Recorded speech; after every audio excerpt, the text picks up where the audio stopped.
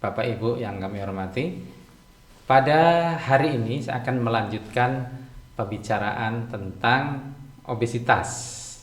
Saya akan menekankan pada terapi obesitas, ya, 5 langkah terapi obesitas.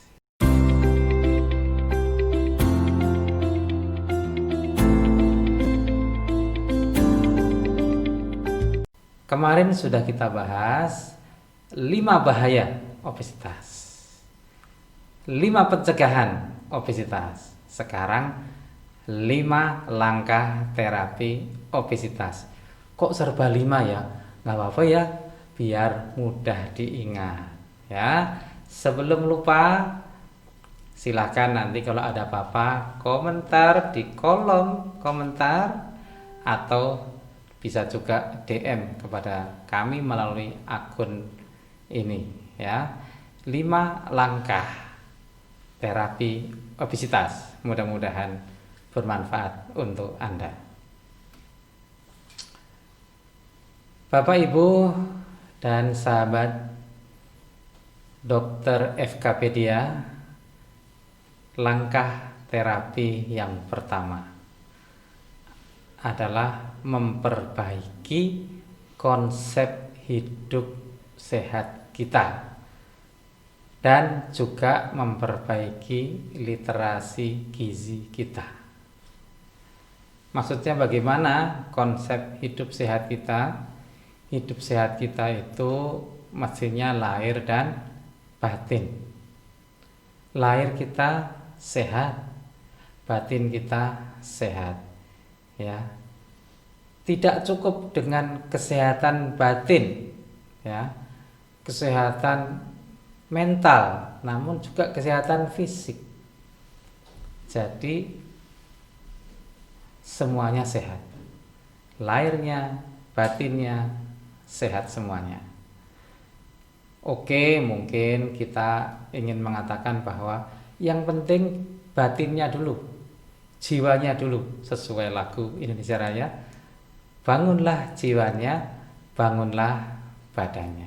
Nah, di antara membangun kesehatan badan itu adalah menjaga agar tubuh kita tidak mengalami malnutrisi, terlalu kurus, berat badannya kurang, tidak sesuai dengan standar, atau sebaliknya terlalu besar, kegemukan, overweight, dan obesitas. Konsep hidup ini harus kita pegang dengan baik, jangan lalu diplesetke. Misalnya, gemuk nggak apa-apa, yang penting sehat. Nah, itu sudah kita singgung kemarin ya. Yaitu contoh konsep yang menjadi pemeo tapi kurang tepat pemeonya. Ya, nggak apa-apa, gendut tapi lincah gitu, kurang bagus. Memang betul juga sih, syukuri apa yang ada karena hidup adalah anugerah. Tetapi setelah bersyukur, kita juga harus berikhtiar untuk memperbaiki diri secara terus-menerus.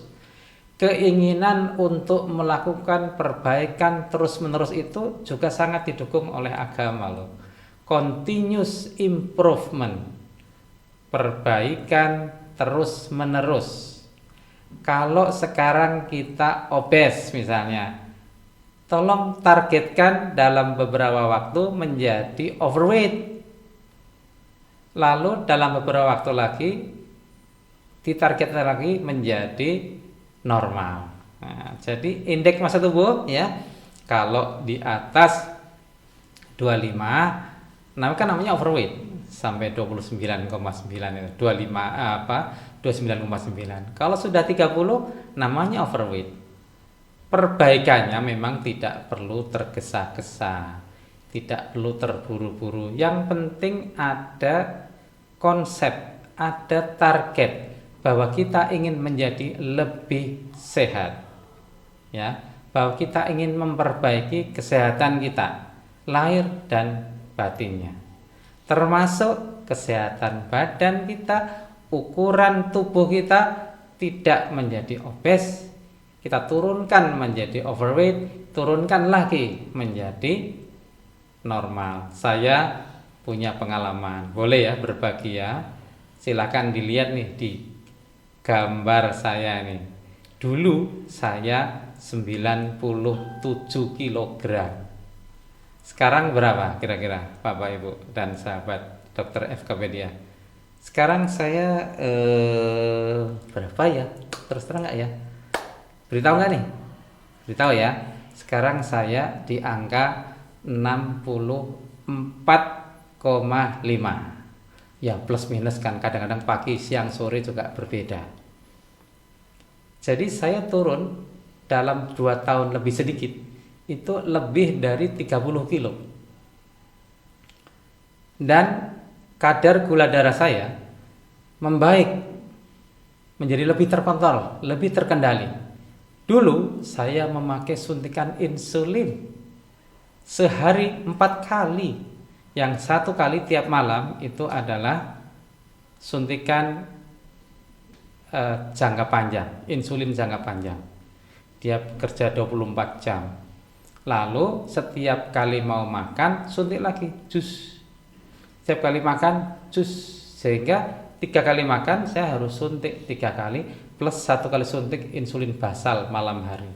4 kali. Dan totalnya lebih dari 80 unit dalam sehari. Alhamdulillah sekarang dengan diet saya bisa meninggalkan insulin. Saya tidak ingin mengatakan bahwa insulin itu tidak bagus. Selama kita belum bisa berdiet, selama kita belum bisa diet dengan baik, maka insulin bisa menjadi salah satu solusi untuk menjaga kadar gula darah kita. Karena apa? Menjaga kadar gula darah itu lebih penting, yang paling penting itu. Tekanan darah juga harus dijaga, kolesterol dijaga, kadar gula darah harus dijaga. Salah satu caranya adalah dengan suntikan insulin. Namun kalau kita bisa menjaga gula darah kita tanpa insulin, tentu bagi saya itu lebih bagus. Saya alhamdulillah, saya mensyukuri capaian saya itu bahwa sekarang saya bisa menjaga gula darah saya dengan kadar yang lebih kurang sama dengan orang yang tidak punya diabetes tanpa insulin lagi, cukup dengan menjaga diet. Tentu nanti lain-lain ya, dewasa, remaja, anak, caranya lain-lain. Ini tadi cerita pengalaman saya sebagai orang dewasa. Ini pencegahan yang pertama. Apa tadi? Memperbaiki konsep hidup dan literasi gizi. Mengapa literasi gizi saya sebut? Karena sekarang ini musimnya hoax. Banyak hoax, termasuk hoax kesehatan. Itu termasuk yang paling banyak loh. Jadi kita harus hati-hati, jangan sampai kita terjebak pada hoax. Nah, itu kita perbaiki konsep hidup dan literasi gizi kita. Itu pencegahan langkah terapi yang pertama untuk obesitas. Bapak Ibu, saudara sekalian, sahabat dokter FKpedia yang berbahagia, kita lanjutkan dengan langkah terapi obesitas yang kedua. Yang kedua, ini saya menyarankan untuk kita semuanya yang punya masalah kegemukan, yang punya masalah obesitas apalagi, tolong perhatikan dan perbaiki irama hidup kita, irama hidup Anda. Kemarin saya sudah bercerita tentang perlunya aktivitas fisik yang baik, yang cukup, tapi juga perlunya istirahat yang cukup. Tidur harus cukup. Nah, ikuti irama. Irama hidup itu namanya irama sirkadian, irama biologis. Malam itu diciptakan untuk istirahat, dan siang diciptakan untuk bekerja atau belajar bagi yang masih belajar. Jadi jangan terlalu dibalik-balik. Ada sih belajar di malam hari, namun jangan sampai begadang. Selalu jam 9 atau setengah 10 cukup istirahat. Waktunya tidur tidur. Itu namanya kita memperbaiki irama hidup kita. Perhatian bahwa anak dan remaja yang kurang tidur justru cenderung menjadi gemuk. Mengapa begitu? Satu, karena saat tidur merupakan saat yang terbaik bagi hormon untuk bekerja. Ya, metabolisme tubuh, pembakaran lemak itu justru terjadi pada saat kita tidur dengan nyenyak tanpa gangguan. Yang kedua, alasannya apa? Kok kurang tidur malah marahi gemuk, menyebabkan gemuk? Orang yang kurang tidur begadang biasanya cenderung merasa lapar, lalu ngemil. Iya, ngemil. Nonton TV sambil ngemil. Yang dimil besar lagi ngemilnya, ngemol jadinya. Makan roti, makan burger, makan kentang goreng, ya Allah.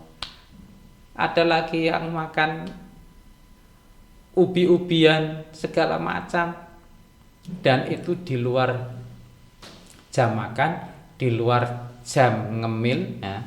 Saya ingin menyampaikan bahwa bolehlah kita memang bisa menjadi makan kita itu menjadi 3 makanan utama dengan 2 waktunya snack atau bahasa lainnya ngemil itu. Namun kalau ngemilnya tidak teratur di luar jam yang 2 jam, 2 sesi tambah itu juga ngemil, sambil nonton juga ngemil, malam-malam nggak bisa tidur nonton TV lagi ngemil, buka gadget, ya, buka gadget ngemil, ya jadilah obesitas. Terjadilah apa yang tidak seharusnya terjadi. Berat badan makin besar, indeks massa tubuh makin tinggi, menjadi kegemukan, overweight, dan lanjut menjadi obesitas. Ini sesuatu yang tentu tidak kita harapkan, ya. Jadi terapi yang kedua adalah apa tadi? Memperbaiki irama hidup. Kalau sudah terlanjur menjadi obes, nah terapinya juga memperbaiki irama hidup ini. Bahkan ada loh satu metode diet yang menawarkan dengan metode diet tidur, katanya langsing dengan cara tidur syantik, katanya. Saya sih tidak menyarankan itu karena kemudian jadi tidurnya berlebihan juga tidak bagus. Maksudnya gimana? Tidur terus nggak sempat makan, jadi akhirnya langsing, jadi kurus gitu. Ya itu bukan cara yang saya tawarkan, bukan cara yang saya anjurkan. Ya, ada juga yang memperbanyak minum air putih, pokoknya diet air putih. Nah, itu juga bukan cara yang saya tawarkan. Minum air putih memang harus banyak. Tetapi bukan berarti minum air putih kemudian membuat kita meninggalkan untuk makan. Makan ada ukurannya, ada takarannya. Nanti pada video berikutnya saya akan jelaskan rumus atau resep 3J. Apa itu? Memperhatikan jenis, jumlah, dan jadwal. Nah, nanti pada saatnya insya Allah akan saya jelaskan lebih lanjut apa itu 3J ya. Baik, kita simpan dulu yang 3J itu.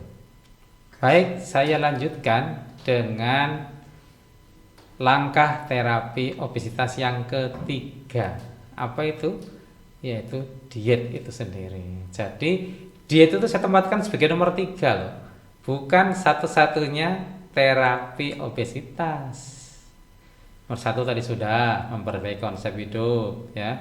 Yang kedua memperbaiki irama hidup ya, irama biologis kita lebih selaras lagi dengan irama sirkadian. Yang ketiga baru saya bicara mengenai pengaturan diet ya. Pengaturan diet tadi sudah saya singgung tentang rumus 3J, jenis, jumlah, dan jadwal. Nanti detailnya oke, saya siapkan satu video lagi khusus tentang rumus 3J ini. Tapi tolong diperhatikan jenis makanan kita hendaklah jenis makanan yang berkualitas. Bahasa agamanya bagi yang muslim biasanya ada istilah halalan thayyiban. Halal jelas, maksudnya baik secara zat maupun cara mendapatkannya dengan cara yang halal. Oke. Lalu toyiban, toyiban itu artinya bergizi dan sesuai dengan kebutuhan kita. Ya, sesuai dengan kebutuhan kita. Ya, saya tidak mengatakan kebutuhan kita semua sama, tidak. Yang sama adalah prinsip umumnya adalah gizi seimbang. Namun kalau sudah ada obesitas, kita harus lihat lagi secara individual. Ada seorang yang obesitas dan sangat tinggi trigliseridnya, misalnya kolesterolnya, LDL kolesterolnya, tentu kita harus memperhatikan makanan-makanan yang sifatnya tinggi lemaknya itu kita perbaiki. Jadi setiap orang bisa berbeda. Ya, jadi jenis. Lalu yang kedua jumlah.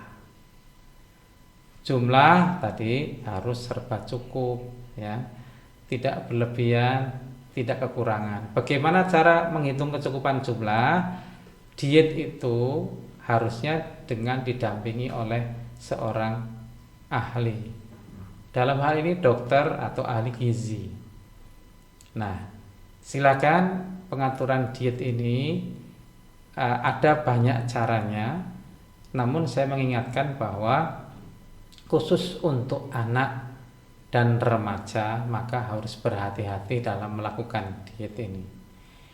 Diet rendah kalori masih dapat ditoleransi untuk remaja. Namun diet sangat rendah kalori sangat tidak dianjurkan pada remaja. Jadi reduksi kalori itu pasti, ya itu pasti. Namun tidak boleh yang sangat rendah kalori. Karena apa? Karena remaja dan anak-anak masih butuh tumbuh kembang. Jadi bagaimana? Nah, nanti masuk tips yang keempat. Apa yaitu? Konsultasi dokter. Jadi untuk mengatasi obesitas yang sudah terjadi, Bapak Ibu perlu konsultasi dengan dokter. Jangan dipendam sendiri. Jangan dipikir sendiri. Silakan konsultasi dengan kami, dengan ahli diet juga boleh gitu ya. Konsultasi itu penting karena diperlukan untuk menghitung kalorinya yang adekuat seberapa, reduksi kalorinya berapa, lalu targetnya mau bagaimana, penurunan berat badannya berapa kilo per bulan. Itu perlu konsultasi dengan ahlinya, perlu konsultasi dengan dokter ya. Jadi silakan konsultasi dan kami para dokter insya Allah siap mendampingi Bapak Ibu dan sahabat channel Dokter FKpedia yang berbahagia. Jangan lupa bahagia dan terus simak channelnya untuk mendapatkan tips-tips sehat dari kami. Ini sudah sampai nomor 4 ya, bahwa kita perlu konsultasi dokter untuk mengatasi obesitas yang sudah terjadi. Kita akan membantu menghitung ya, kalau apalagi remaja ya, maaf ya. Kalau remaja misalnya berat badan idealnya 35. Dia sekarang 60 kilo. Ini harus dihitung. Kita tidak akan memberikan kalori sesuai dengan yang 35 kilo. Namun kita juga tidak akan memberikan kalori yang 60 sesuai dengan 60 kilo itu. Nanti kalau kita berikan yang 60 kilo sesuai dengan 60 kilo itu, nanti menjadi nggak bisa berkurang berat badannya, nggak ada reduksi. Tapi kalau kita berikan sesuai dengan berat ideal langsung 35 kilo, nanti akan kelaparan, kasihan. Nanti jangan-jangan malah balas dendam kalau lapar. Nah, maka ada hitungannya. Nah, nanti sebenarnya sekilas boleh kita sampaikan cara menghitungnya, tapi oke lah sementara kita pending dulu. Intinya konsultasi tetap diperlukan. Jadi silakan bertemu atau konsultasi dengan kami. Boleh juga tulis di kolom komentar atau DM ke akun ini. Bapak Ibu, saudara sekalian, sahabat Dokter FKpedia, sampai saatnya kita pada tips nomor 5, langkah kelima untuk mengatasi obesitas ya. Apa itu? Langkah kelima itu adalah mengoptimalkan peran orang tua dan guru. Mengapa orang tua dan guru? Orang tua karena ya di rumah kan anak-anak sama orang tua. Apalagi sekarang lagi musimnya pembelajaran daring atau dalam jaringan online. Banyak di rumah daripada keluar atau ke sekolahan apalagi. Namun mengapa saya sebut orang tua dan guru? Karena pada umumnya dalam kondisi normal peran guru juga sangat penting karena mereka sejak jam sekolah sampai waktu pulang sekolah mereka ada di sekolahan. Sehingga peran guru dan peran orang tua perlu dioptimalkan di dalam mengatasi, sebenarnya termasuk juga dalam mencegah obesitas. Namun topik kita sekarang adalah mengatasi, menterapi obesitas. Juga perlu peran guru dan orang tua. Peran orang tua dan guru yang pertama tentu sebagai role model. Kalau dalam bahasa agamanya adalah uswatun hasanah, contoh yang baik, keteladanan.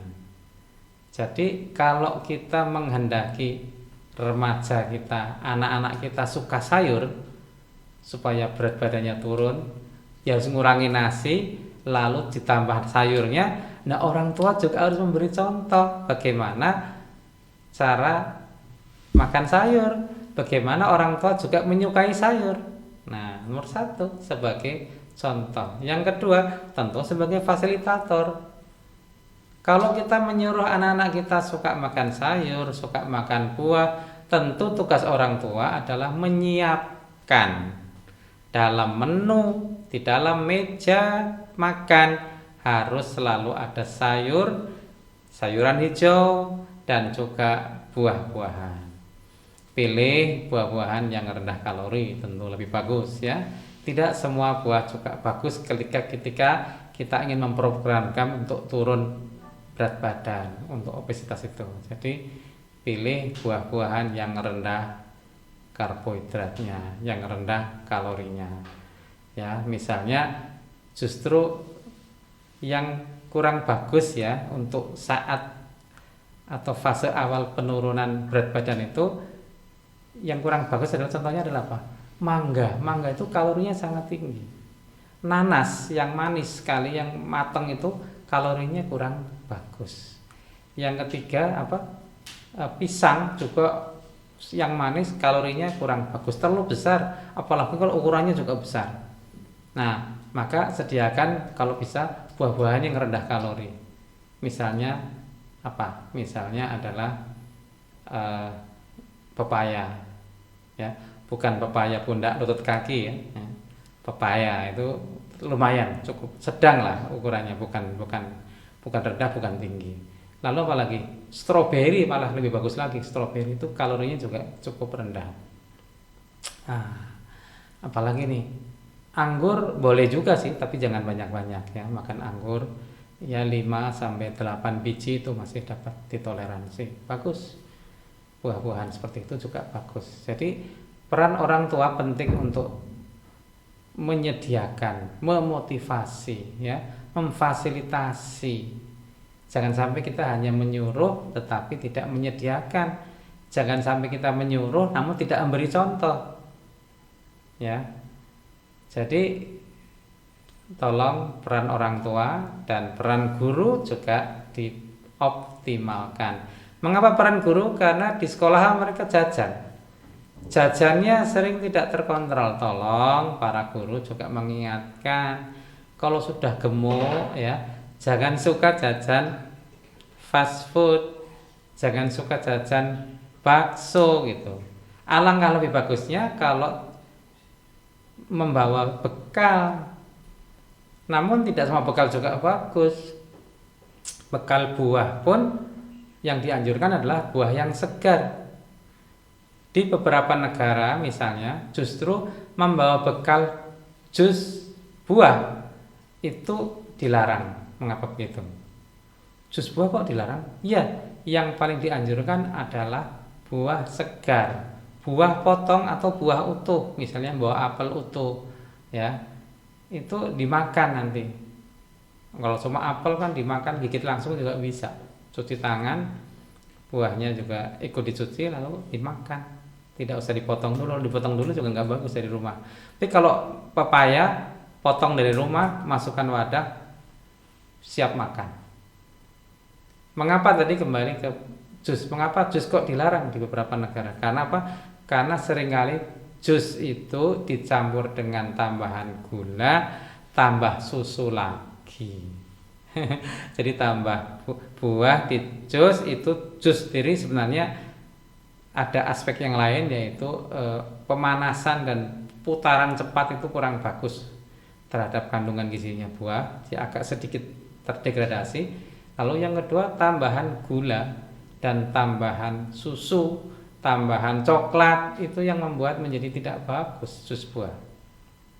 Maka yang paling dianjurkan adalah makan buah segar, buah potongan atau irisan, itu yang sangat direkomendasikan. Nah, jadi tolong Bapak dan Ibu guru, juga para orang tua, memperhatikan peran panjenengan. Sangat besar loh perannya untuk memperbaiki obesitas pada anak.